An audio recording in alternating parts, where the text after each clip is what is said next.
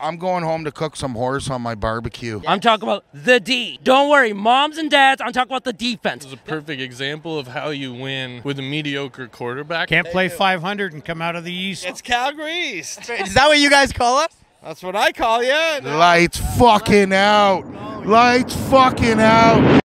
This is Fan First Network. Revenge! The Argonauts beat the Stampeders after Calgary got us in Calgary last week. Fans were hyped. Let's see what they had to say. We are halfway through the season. 5 wins, 4 losses. We win today, get revenge against the Stampeders for last week. Tell me what you saw today. I saw a very slow game at first, and then our defense picked it up a lot. You know, Grant, easily player of the game. He came in, got that return, really helped us out. Couple, wouldn't say plays, drives later, we got the pick 6. I think that was the whole momentum changer for us. With me, the first half, all we really have to do is bring an whatever side they see the running back on, bring an extra linebacker on that side to cover the screen, and then we were good the whole first half. We probably would have blown them out 20 to fucking nothing. And after that, yeah, like he said, Janarian Grant was just insane tonight. He definitely player of the game. Amos is close second with that pick 6. Like, there's not much more I can say. After the halftime, it was just we woke up, we actually wanted to play football. And we just ran right the way through them for the entire second half, pretty much, honestly. Fourth quarter, it was all running, so it was, all three of our running backs got snaps, everything. To be fair, a lot of what we do is all running at the moment. That's pretty fair. That's basically what we got. Hey, but we're good at it. We're good at it. It's true. Give it one more week. This week was Kelly's last week on his deadline. Yes. He's our bomb player. Wait, our gameplay is going to change. And now we looked good, like Duke's, the first game of the season. It was like, whoa, man, he might make Kelly fight for his job. And he's been a little iffy, and now we're seeing Arbuckle start. And I believe Duke's can get back on track. But it was an in-and-out season, and now I think we're going to turn around when Kelly comes back. Well, if you look at it, the Argos are the only team playing with 2 backup quarterbacks and a rookie. Only team in the league. So we don't have a starting quarterback, and we're still over 500 at midway point. Once Kelly comes back, I could see us winning every single game. So have fun for the rest of the league. You guys are fucked. Calgary beat us in Calgary. Toronto beat Calgary in Toronto. Tell me what you saw today. I saw the story of the D. I'm talking about the D. Don't worry, moms and dads, I'm talking about the defense. The Argo defense. The story of 2 halves, okay? They're both clean halves, okay? Yes. But maybe not necessarily for Argo fans and the defensive coordinator. No. It's like sloppy tackles in the first half.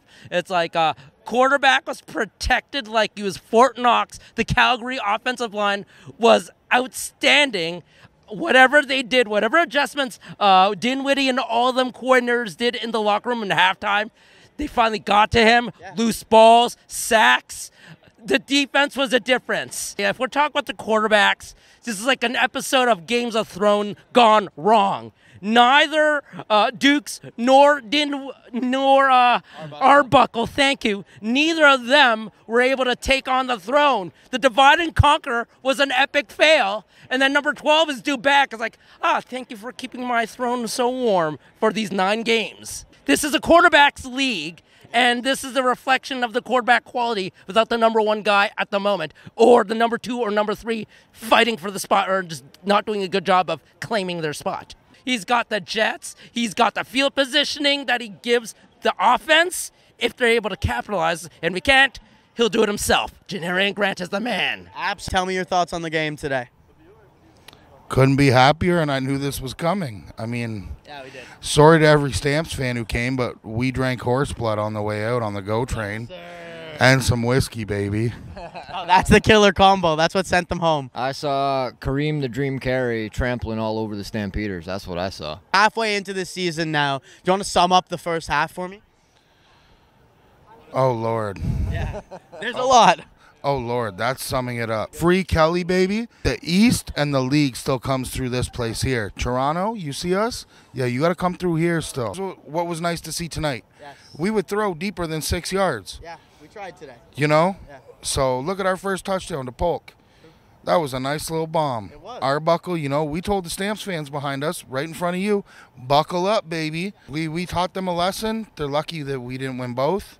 We're unlucky. We could have won. We should have won last week, realistically. Yeah, we should be 6-3 right now, but you know what? We'll take 5-4.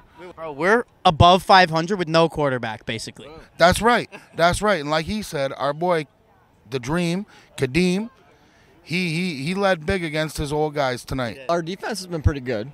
They've held strong. Just like he said, we got to throw the ball deep more. And when Chad comes back, that should be, that should be good. And we've got Kareem running down everybody.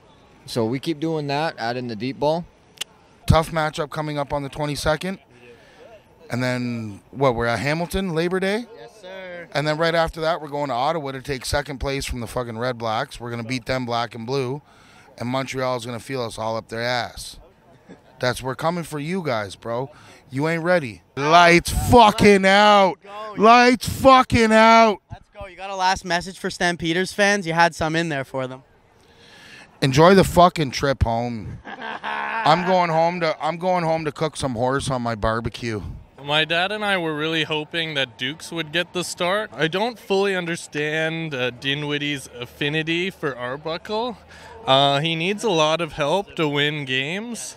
And even back when Macbeth was on the team, he wanted Arbuckle to be the guy so badly, even though Macbeth was winning games and putting up better numbers. Tonight's game is a perfect example of how you win with a mediocre quarterback. You put up some points on offense, you get some big turnovers, kick return touchdown. Well, I'm happy that we're 500. Yes. It was we're over 500 now. Right. Over 500. I was really disappointed about the whole Chad Kelly thing, and I remember my dad and I were talking about this and saying if they're above 500 by around the time Kelly comes back, I think that'll be a really good thing for the team. But overall, I think defense has been pretty solid. There are a couple spotty games, but overall, I'm fine with how the defense is played. I think there are some cases of winning in spite of the coaching that goes on, and I prefer the Argos when they're not front running. Like in my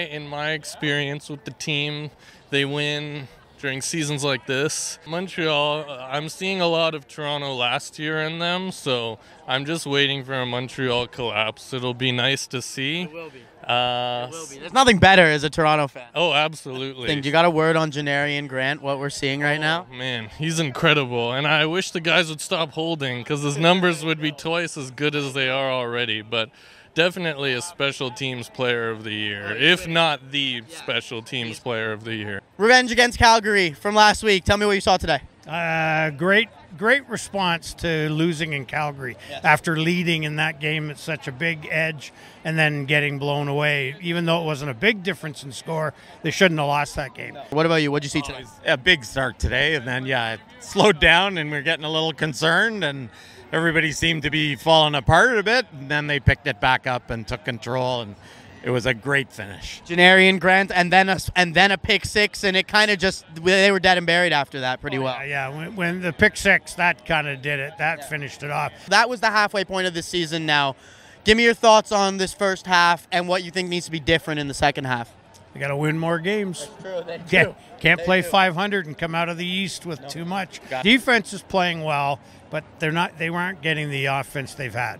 So, a lot of running offense, not a lot of passing offense.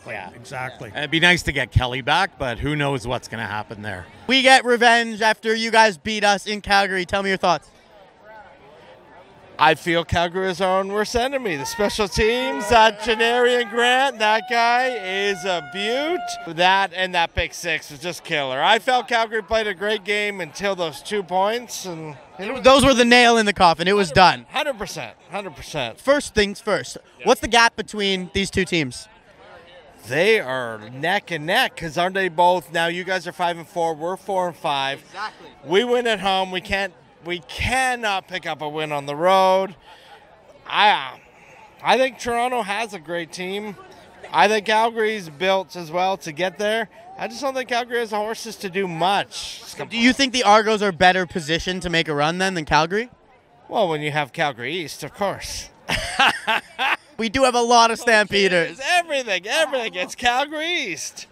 Is that what you guys call us? That's what I call you, and if it's going to pick up, it'll pick up. Calgary made two major mistakes, an interception and letting them run back that kickoff. What do you think the gap is between these two teams, between the Stampeders and the Argos? I don't know. Not that much. Look, a third of the Argos are ex-Stampeders. It's really disappointing to see so few fans in Toronto at Argo games. I can't believe it because, you know, the football's great. I love the CFL.